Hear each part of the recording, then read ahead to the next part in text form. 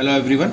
Now in the second question, the question is here, we are supposed to create a function and check whether it is a Repp-Unit number or not using the given prototype. So now what is Repp-Unit number? Please focus here. If all the digits of the number is 1, so that is a Repp-Unit number, and if any digit is not 1, that is not a Repp-Unit number. In this function, in this program, actually we are supposed to use the given prototype, and this is given in the question. So whenever in the question the function prototype is mentioned, so we are supposed to use that particular function prototype only. So in that case we cannot change, right? Now see, in the function prototype the return type is here boolean and the function name is check, and it's receiving only single parameter. So in that case, in this case, the function is supposed to return boolean value, that is true or false. Name of the function must be is check, and the parameter must be here num. Whatever variable is given, that same variable you will have to use. So now focus on the program here. I have made, you already made. Now in this function, see here, in this function part, boolean is check, what we are doing, we are simply finding the product of digit of the number. So for that we are simply generating a for loop.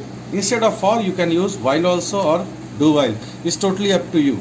And then one by one we are getting the digit from the right side and storing in the variable pro, and that variable initial value we have assigned 1. So in the pro, what we are doing, we are simply finding the product of all the digits, right?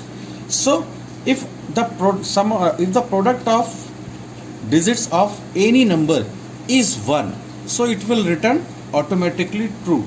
So this is the shortcut. Instead of this you can put the if else also. If pro equals to 1, then return true, otherwise false. So this is the shortcut, alternate way I am showing you here. So if the condition is true, so this will automatically return the true value, and if the condition is false, this will return false. So this is the shortcut of if else, right? You can use this also. That is totally up to you. So again I am repeating, in this for loop we are simply finding the product of all the digits one by one. In num, this num we are storing in n, then we are working on n only, right? After that, now come to the main body function, main method. In this we are simply inputting a number, right? And now if obj dot is check x, if the condition is true, automatically this will check for the true case. If the condition is false, it will automatically execute the else part. So if the condition is true, this will execute the true part and it will print number is Repp-Unit number. And if the condition is false, the else part will execute, and here you will get the output number is not Repp-Unit number. I hope everybody has understood this logic. This is the easiest logic which we have done in class 9th also.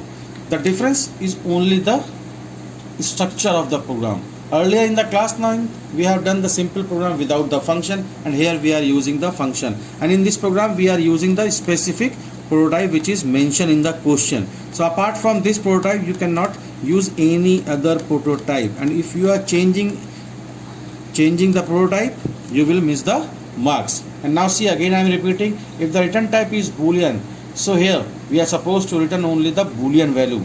So here instead of if else we are using the alternate method of return. So if the condition is true, if the product is 1, then it will return true, otherwise it will return false. And the same cheese and the same thing we are checking in the main method also.